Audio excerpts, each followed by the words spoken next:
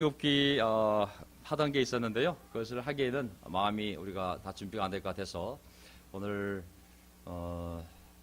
우리 제가 발인 예배했던 그 내용과 또 우리 이 김은주 자매의 천국 가는 이 모습을 보면서 다시 한번 생의 의미를 생각하고 그리고 천국과 또 그 천국으로 인도하시는 우리의 주님, 우리의 천국 인도자 예수 그리스도를 생각해야겠다는 생각이 들었습니다. 오늘 제 설교 제목은 무릇 살아서 나를 믿는 자는 영원히 죽지 아니다라는 제목으로 말씀을 하도록 하겠습니다. 제가 오늘 원고 없이 최대한 한번 짧게 해보도록 하겠습니다. 오늘 요점은요, 여자의 자손은 너의 머리를 상하게 하고 여자의 자손은 너의 머리를 상하게 하고 창세기 3장에 나와 있는 말씀이거든요. 인간을 죄짓게 하여 눈물과 슬픔과 상처와 갈등과 그리고 죽음과 고통을 안기게 한 그 사탄에게 하나님이 얘기합니다. 여자의 자손, 언젠가 내 아들이 그 여자의 자손으로 와서 너의 머리를 상하게 할 거라고. 더 이상 이 세상에 그 죽음의 고통이, 그 죽음의 노예가 없게 내가 만들 거라고 경고하는 말씀이 창세기 3장에 나옵니다. 그리고 어쨌든 죄가 들어와서 우리 인생이 이미 우리의 영원한 생명도 사라지고 우리의 연수가 길어도 70이요 강건하면 80이라는 고백을 이미 할 정도로 사람의 삶이 고통스러워지게 됩니다. 하지만 하나님은 우리를 너무 사랑하시기 때문에 세상을 이처럼 사랑하사 그 외아들을 주셨으니 그 아들을 믿는 자 멸망치 아니하고 영원히 살게 하리라 하심이라고 오늘 그 구원의 길, 천국의 길을 함께 나누고자 하겠습니다. 여자의 자손은 너의 머리를 상하게 하고, 이 말씀은 우리가 창세기에서 배운 말씀인데요. 이렇게 시작하겠습니다. 시편 116편, 그의 경건한 자들의 죽음은 여호와께서 보시기에 귀중한 것이로다. 아멘. 하나님을 사랑하던 자의 죽음은 하나님조차도 귀중히 여긴다고 했습니다. 우리가 그의 가는 길을 쉽게 망각할 것이 아니라 하나님의 마음으로, 사랑하는 마음으로 그 천국에 가 있는 그분을 생각하며 귀한 시간을 갖는 것이 마땅하다는 생각이 들어서 오늘 이러한 특별한 순서를 또한 마련하게 되었습니다. 얼마나 놀라운 인생입니까? 하나님을 사랑하다가 좀 하나님의 곁으로 가는 인생이야말로 참으로 경건한 자의 받을 복이 아니겠습니까? 창세기 3장 14절에 보게 되면 우리의 인생에 대하여 이렇게 말씀을 하시면서 또 언젠가 반드시 이 인생의 한가운데 하나님이 보낸 놀라운 메시아가 와서 그 우리에게 고통과 슬픔과 죄악과 두려움과 그리고 이 모든 아픔을 안긴 그 원수 사탄에게 반드시 너의 머리를 칠 거라는 예언을 하시게 됩니다. 창세기 14절을 보게 되면 주 하나님이 뱀에게 말씀하셨다. 네가 이런 일을 저질렀으니 모든 집짐승 들짐승 가운데서 네가 저주를 받아 사는 동안 평생토록 배로 기어다니고 흙을 먹어야 할 것이다. 하지만 사탄 15절, 내가 너로 여자와 원수가 되게 하고 너의 자손을 여자의 자손과 원수가 되게 하겠다. 여자의 자손은 너의 머리를 상하게 하고 너는 여자의 자손의 발꿈치를 상하게 할 것이다. 여기 보면 비록 여자로 인해서 죄가 들어오고 이 모든 비극이 시작되었지만 때가 되면 다시 그 여자에게서 한 씨가 나와서 그 여자의 후손으로 말미암아 자손으로 말미암아 너 사탄의 머리를 쳐서 너의 권세를 무찌르고 이 고통과 슬픔과 이 모든 아픔을 안긴 너의 권세를 무너뜨리고 다시 하나님께 돌아와 영원히 사는 길을 만들게 하겠다는 것이 하나님의 언약이었습니다. 이제 이 여자의 후손이 태어나서 이 사탄을 무찌를 그 날을 하나님이 기억하면서 많은 역사를 하나님이 만들어 가시는 것이죠.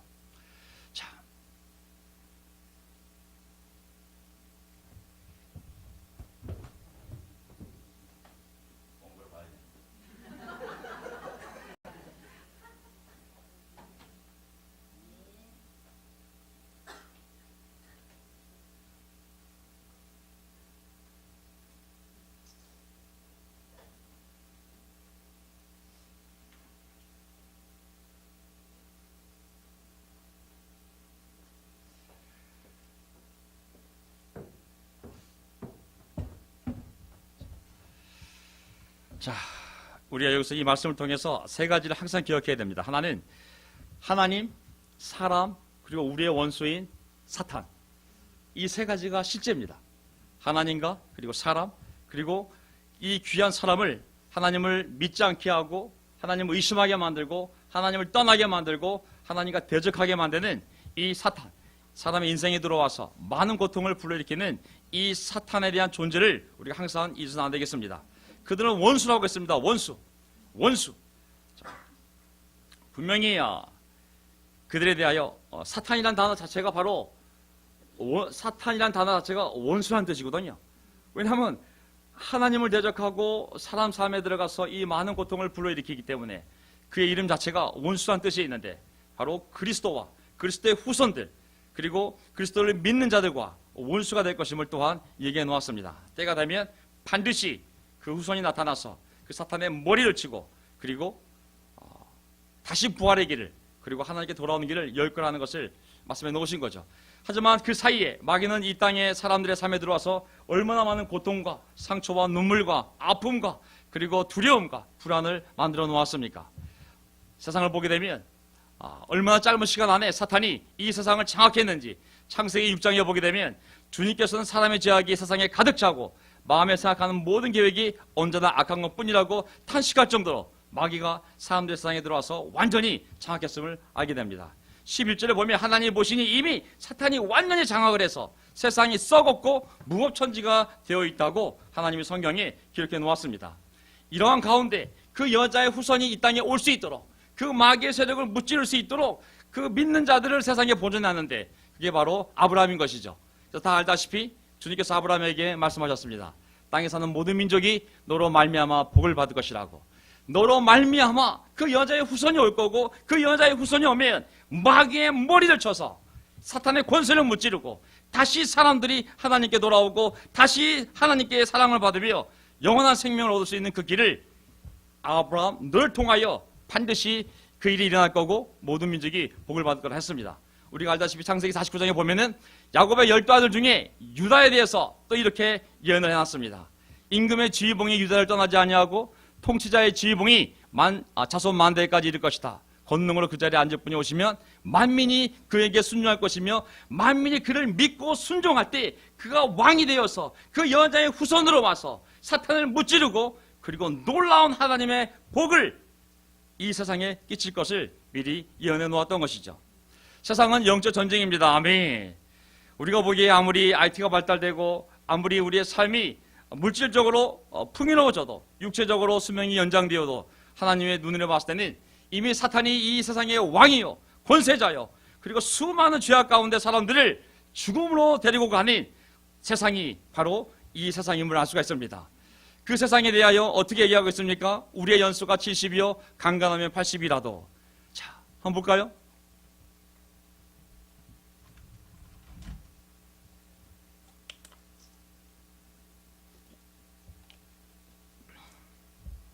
사람의 인생이 이렇습니다. 너는 흙에서 나왔으니 흙으로 돌아갈 것이다. 그때까지 너는 얼굴에 땀을 흘려 나단을 먹을 수 있을 것이다. 너는 흙이니 흙으로 돌아갈 것이다. 참 사람의 인생이 태어날 때부터 너무 슬픈 것은 죽음을 향하여 간다는 것입니다. 모든 아기들이 이렇게 해맑게 태어나지만 그들은 이미 확정되어져 있는 죽음을 향하여 첫 발을 내딛는 존재가 되는 것이죠. 그 짧은 인생, 어차피 죽어야 할 인생, 히브리서 9장 27절 보게 되면 사람이 한번 죽는 것은 정해진 일이요 그 뒤에는 심판이 있다고. 참 그 정해진 그 죽음을 향하여 그것도 날마다 수고해야만 나다를 먹을 수 있는 인생이 바로 사탄 아래에 있는 죄악에 물든 이 세상에 살아가는 인간의 모습임을 알 수가 있습니다. 시편에는 어떻게 우리 인생을 얘기하고 있을까요? 시편 90편에 이렇게 얘기하고 있습니다. 주님께서 생명을 거두어 가시면 인생은 한순간의 꿈일 뿐 아침에 돋아난 한 폭이 풀과 같이 사라져갑니다. 우리가 대단한 인생인 거 생각하지만 이 인생은 한순간의 꿈이라고 얘기했습니다. 아침에 돋아나는 그 풀처럼 얼마나 연약하고 흙으로 만들어졌기에 연약하고 이미 죽어야 하기 때문에 연약하고 그리고 그 시간이 얼마나 짧은지 꿈처럼 한 폭의 풀과 같은 것이 우리의 인생이라고 고백하고 있는 것이죠.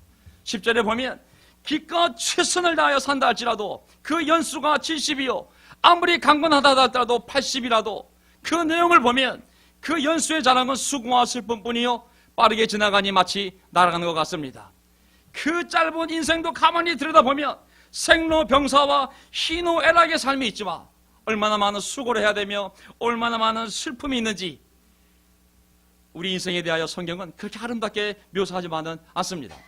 뿐만 아닙니다. 그 안에 있는 좋은 시간들조차도 이렇게 묘사하고 있습니다. 이사야서 40장을 보게 되면 모든 육체는 풀이요 그의 모든 아름다움은 들의 꽃과 같을 뿐이다. 주님께서 그 위에 입김을 보시면 풀은 마르고 꽃은 시든다. 그렇다. 얼마나 우리 인생이 아무리 영광스러운 시간을 경험하다 할지라도 그것은 들에 핀 꽃에 불꽃하고 들꽃 같은 것이 인생의 영광이라고 얘기하고 있는 것입니다. 참으로 마귀가 이 세상을 장악하고 죄악의 세상에 들어와서 우리가 죄 아래서 죽음을 향하여 걸어가는 그 삶이 아무리 아름답게 보이고 영광스럽게 보이고 놀랍게 보이더라도 그것은 풀 같은 인생이요 들의 꽃과 같은 인생뿐이라고 그 인생의 허무함을 얘기하고 있습니다. 이뿐만이 아닙니다. 우리가 이해할 수 없는 얼마나 슬픈 일들이 많이 벌어집니까? 우리가 최선을 다하여도 아무리 착하게 살아도 육체의 죽음은 다가오기 마련인데 우리 인생 가운데 얼마나 많은 억울한 일들이 우리가 상상도 할 수 없는 어려운 일들이 우리 인생에 벌어집니까? 욥이 누구입니까? 욥은 누구입니까? 욥은 성경에 기록되어 있는 많은 의인 가운데 흠없고 의로운 사람으로 기록되어져 있는 대표적인 사람이 욥이었습니다. 그에게 10자녀가 있었지만 하루아침에 10자녀를 잃었습니다. 그가 수많은 재산이 있었지만 하루아침에 수많은 재산을 잃어버렸습니다. 또한 그의 몸에 머리끝에서 발끝까지 하루아침에 악성종기가 새어 죽지 못해 사는 인생이 되는 것을 우리는 보게 됩니다. 어떻게 이런 일이 일어날 수 있을까요? 가장 의롭다고 성경에 기록되어 있지만 마귀가 사탄이 그 사람의 삶에 개입하여 그의 삶을 이렇게 무너뜨렸을 때 욥은 이렇게 고백하게 됩니다. 모태에서 빈손으로 태어났으니 죽을 때에도 빈손으로 돌아갈 것입니다. 주신 분도 주님이시요 가져가신 분도 주님이시니 주님의 이름을 찬양할 뿐입니다. 이렇게 욥은 이 모든 어려움을 당하고서도 죄를 지지 않았으며 어리석게 하나님을 원망하지도 않았다. 하지만 욥의 삶은 얼마나 고통스럽겠습니까?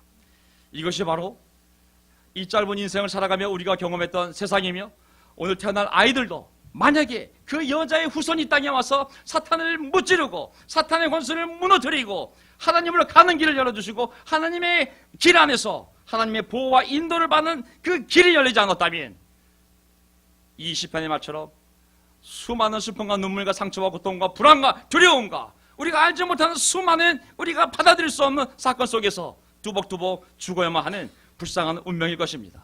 하지만 하나님은 세상을 이렇게 내버려두지 아니하시고 세 번째 포인트, 하나님이 세상을 이처럼 사랑하사 독생자를 주셨으니 그 독생자가 바로 여자의 후손으로 올 그분인 것이죠. 아멘. 아브라함한테 약속했던 너의 후손으로 말미암아 모든 민족이 복을 받을 거라는 그 후손이요. 그리고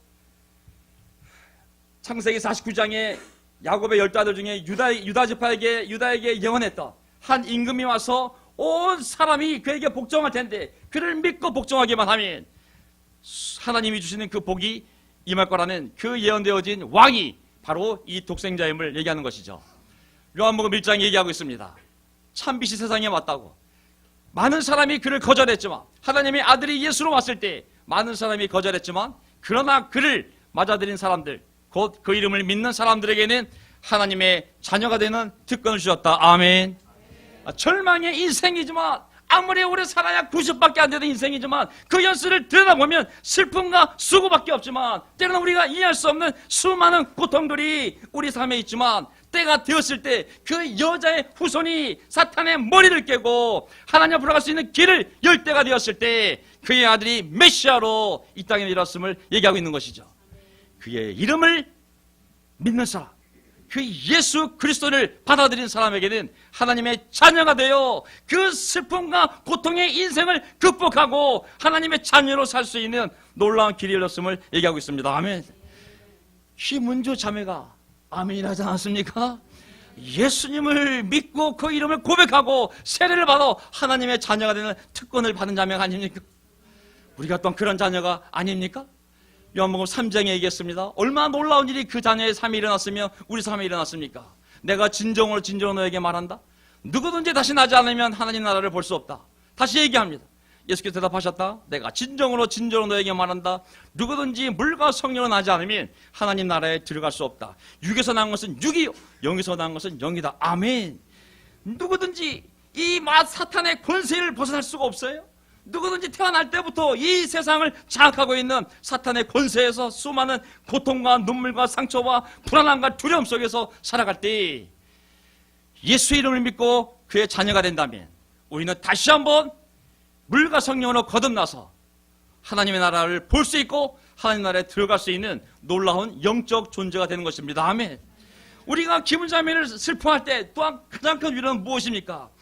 그녀는 이미 하나님의 자녀가 되었고 이미 영에서 난 것은 영이라고 성령으로 중생하여 이미 하나님이 준 영적 생명이 있기에 육체적 장막을 벗어버리고 당당하게 그는 천사의 손을 잡고 천국으로 인도되어진 줄 믿습니다. 아멘.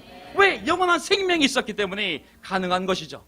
그녀는 거듭난 자요, 이미 천국을 본 자요, 들어간 자요, 그리고 이제 하나님이 준 새로운 몸을 입고 그 영혼이 당당하게 아버지의 품을 한 줄 믿습니다.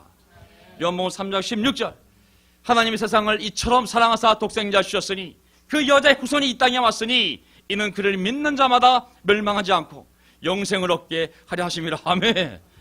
그래서 우리가 위로가 되는 것은 무엇입니까? 이미 그 자매가, 우리 사랑하는 자매가 우리처럼 하나님의 자녀가 되었어요. 하나님의 나라에 들어갈 수 있는 영이 태어났어요. 그리고 이제 그 영원한 생명을 얻었기에 멸망치 아니하고 천국으로 들어간 줄 믿습니다. 아멘. 예수께서 이르시되 나는 부활이요, 요한복음 11장, 예수께서 이르시되 나는 부활이요 생명이니, 나는 부활이요 생명이니 나를 믿는 자는 죽어도 살겠고 나를 믿는 자는 죽어도 살겠고 무릇 살아서 나를 믿는 자는 영원히 죽지 아니하리니 이것을 너희가 믿느냐? 믿습니까? 약속이잖아요. 나를 믿는 자는 영원히 죽지 아니하리라. 왜? 그는 하나님의 자녀가 되었어요. 예수님의 이름으로 세례를 받아 영원히 중생했어요. 영원한 생명이 있기에 죽을래야 죽을 수가 없는 것이죠. 다만 육체적 죽음이 왔을 때 장막을 벗어버릴 뿐 그 각성된 영혼은 하나님 앞에서 천사의 인도를 받아 새로운 몸을 입고 천국으로 들어가는 줄 믿습니다. 영원히 죽지 아니하리라. 살아서 나를 믿는 자는, 우리 모두 살아서 예수를 믿은 자가 아닙니까? 우리는 죽지 않습니다. 아멘. 우리의 육신은 마귀가 공격하여 데려갈 수 있어요. 우리의 육신은 상처받을 수 있고 그리고 공격을 받아 우리 세례 요한처럼 죽임을 당할 수 있어요.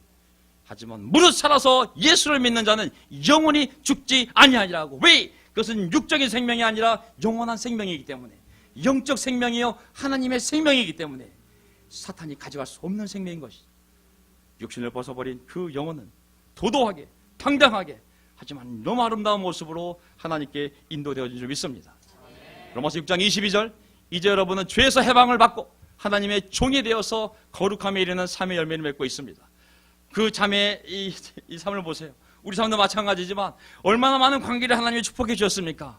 얼마나 많은 거룩함에 이르는 삶의 열매를 우리 운주 삶에 맺도록 하나님이 허락하셨습니까? 왜 그게 가능했을까요? 그것은 그 여자의 후손으로 오셔서 사탄의 권세를 무너뜨리고 그리고 죄에서 해방을 받아서 그렇게 살 수 있는 성령이 그녀와 함께 있기 때문에 가능한 거 아니겠습니까? 죄의 삭은 죽음이요 하나님의 선물은 우리 주 예수 그리스도 안에서 누리는 영원한 생명입니다. 아멘.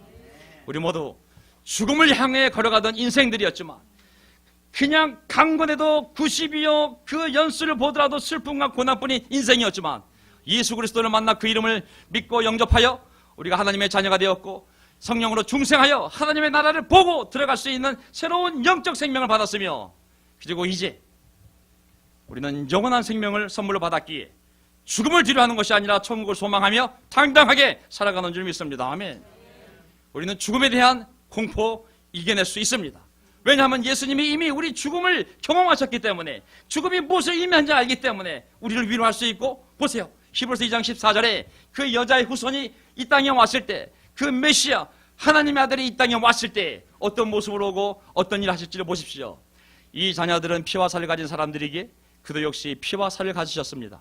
그것은 그가 죽음을 겪으시고서 죽음의 세력, 사탄의 세력을 쥐고 있는 곧 악마를 사탄을 멸하시고 또 일생 동안 죽음의 공포 때문에 종료한 사람들을 해방시키기 위함이었습니다. 아멘.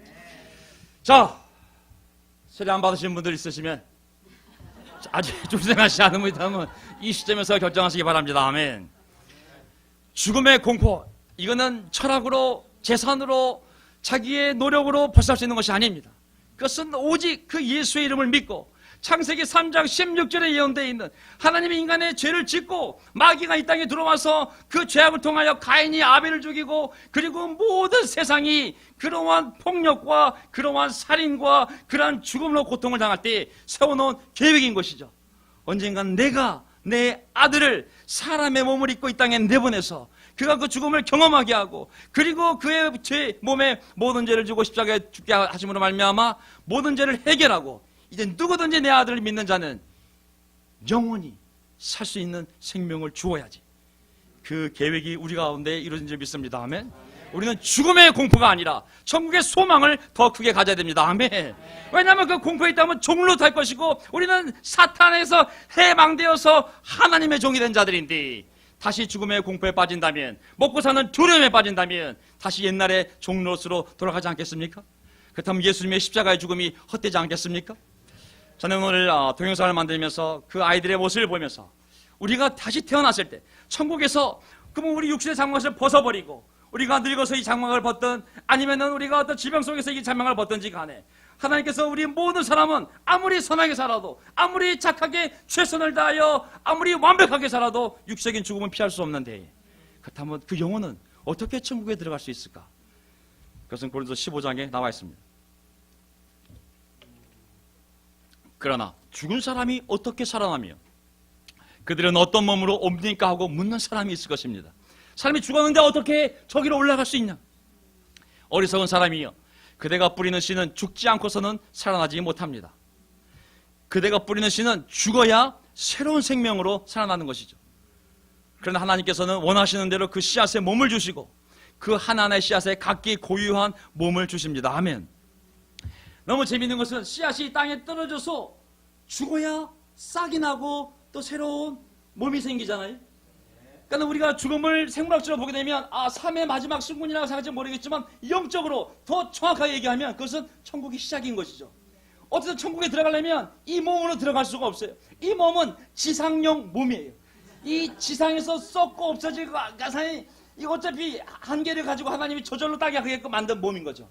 이 몸으로는 천국에 갈 수가 없어요. 이 몸을 벗어버려야, 이 몸이 죽어야 천국으로 새로운 몸을 입고 들어갈 수 있다고 말씀하는 것이죠. 아멘. 지상형 몸이 있고 천국형 영적 몸이 따로 있는 것이죠. 그래서 15장 형제자매 여러분, 내가 말하는 것은 이것입니다. 살과 피는, 이 육신은 하나님 나라를, 저 천국을 유산으로 받을 수 없고 썩을 것은, 이 썩을 몸은 썩지 않을 저 천국을 유산으로 받지 못합니다. 보십시오. 내가 여러분에게 비밀을 하나 말씀드리겠습니다. 우리가 다 잠깐 잠들 것이 아니라 다 변화할 터인데, 죽는 것이 아니라 어느 순간 다 변화할 터인데, 마지막 나팔이 울려날 때에 눈 깜짝할 사이에 호련히 그렇게 될 것입니다. 나팔 소리가 나면 죽은 사람은 썩어 없어지지 않을 몸으로 살아나고 우리는 변화할 것입니다. 썩을 몸이 썩지 않을 것을 입어야 하고 죽을 몸이 죽지 않을 것을 입어야 합니다. 아멘.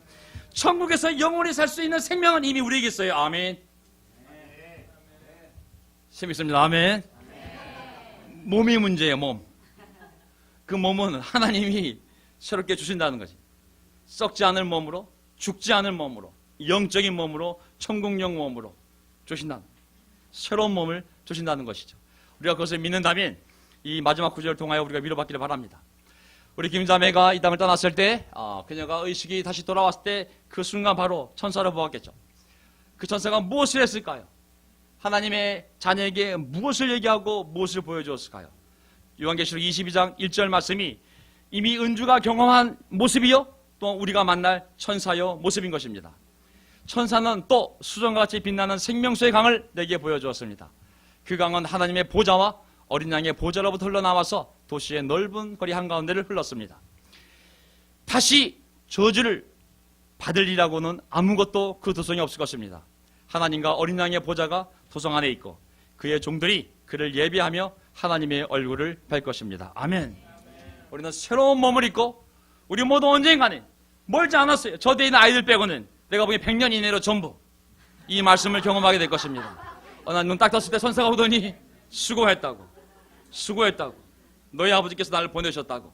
우리가 손을 잡고 갔을 때 바로 이 강을 보게 될 것입니다. 강가에서 만날까요? 찬성가도 있잖아요. 그죠? 그 강가가 한강이 아니잖아요. 그 강은 바로 이 강을 얘기하는 것이죠. 여기서 만나자는 거예요. 당신 교파가 뭔지 모르겠지만 어쨌든 당신이 하나님을 사랑하고 오늘 눈물로 고백했던 것처럼 내 마음, 내 뜻, 내 정성을 다하여 하나님을 사랑하는 사람들이 언젠가 육신의 장막을 벗을 때 그것이 사고가 되었던 질병이 되었던 자연사가 되었던 어떤 이유에서든 모든 인간은 육체의 죽음을 맞이하는데 그때 하나님 주시는 그 아름다운 몸을 입고 다 같이 금가 한가에서 만나 하나님께 예배드릴 그 날을 우리가 천국 소망이라 부릅니다. 아멘. 자, 이제 사탄이 우리에게 잠깐 엄청난 고통을 안긴 것 같지만 저는 사탄이야말로 이번에 한 짓은 우리의 발꿈치를 상하게 한 것밖에 한 게 없습니다. 예언했어요. 그 여자의 후손은 그 사탄의 머리를 깨부실 것이며 하지만 그 사탄은 여자 후손의 발꿈치를 건드린다 했습니다. 머리는 그 뱀에게 있어서 가장 앞부분, 가장 큰 부분, 중요한 부분이지 않습니까? 하지만 발꿈치는 그 몸의 가장 아래쪽 끝부분이기 때문에 비록 풀 흘리고 아픔은 있지만 그것은 발꿈치에 불과한 것이죠. 저는 운주가 보여준 그 신앙과 또 그녀가 남긴 믿음과 삶의 흔적들을 통해서 저는 운주는 비록 그 어려운 시간이 왔지만 그 시점에 3일 전에 남편과 함께 천국을 소망하며 기도했던 것처럼 성령이 충만한 자요 그리고 하나님을 믿는 믿음이 충만한 자요 형제자매에 대한 사랑이 가장 충만할 때 하나님이 그를 부셨습니다. 얼마나 놀랐습니까? 내가 하나님을 가장 사랑할 때 그 믿음을 가지고 당당히 주님 앞에 나갈 수 있는 것도 하나님의 축복이 아니겠습니까? 하나님이 싫어 의심 불안하다가 간신히 그냥 신앙생활 지키다가 딱 하나님 부르게 되면 넌 어찌하여 왔느냐 그랬을 땐 저도 잘 모르겠습니다. 왜 부르셨는지 그런 믿음이 아니라 저는 남편과 함께 3일 전에도 당신을 향하여 기도하며 저 당신의 얼굴을 볼 준비를 하며 살았습니다 하는 그 고백이야말로 얼마나 당당한 발걸음을 만들겠습니까? 명동교회는 놀라운 한 자매를 잃었지만은 사랑하는 가족을 잃었지만은 우리는 더 깊은 확신으로 복음을 전할 줄 믿습니다. 아멘. 아니 솔직히 얘기하면 전 이런 고백을 비록 남편이 있어 미안하게 하지만 이런 고백을 하고 싶어요. 명동교회가 처음으로 부활의 열매를 맺었습니다. 아멘. 명동교회가 처음으로 천국의 열매를 맺었습니다. 교회를 세운 목적이 세례가 아니에요. 세례 받고 얼마나 많은 사람들이 하나님을 떠났는데 끝까지 믿음을 지키다가 하나님이 나를 부르셨을 때 하나님이 얼굴을 바라보며 믿음으로 갈 수 있는 게 부활의 열매요 천국의 열매 아니겠습니까? 운지가 너무 멋지게 우리의 첫 열매가 들어진 것이. 우리 박창희 형제 마음에 큰 슬픔을 사탄에 남겼지만 하나님께서 반드시 큰 기쁨으로 아마 단으로 추수할 날들로 바꾸실 줄 믿습니다. 우리는 지옥의 권세가 이길 수 없는 명동교회를 하나님이 세우셔서 이곳에서 많은 사람들을 구원하고 다 함께 천국으로 올라가 하나님께 예배할 날이 다들 올 거라 믿습니다. 무릇 살아서 나를 믿는 자는 영원히 죽지 아니하리라. 살아있을 때 예수 믿으세요. 그리고 겸손히 하나님 말씀 공부하고 세례 받으세요. 그리고 중생하여 영원한 생명을 갖고 죽음의 공포가 아니라 천국의 소망을 갖고 살아가는 저와 여러분이 되기를 바라고 우리의 천국 인도자 예수께서 영광받는 주일이 되기를 바랍니다. 아멘.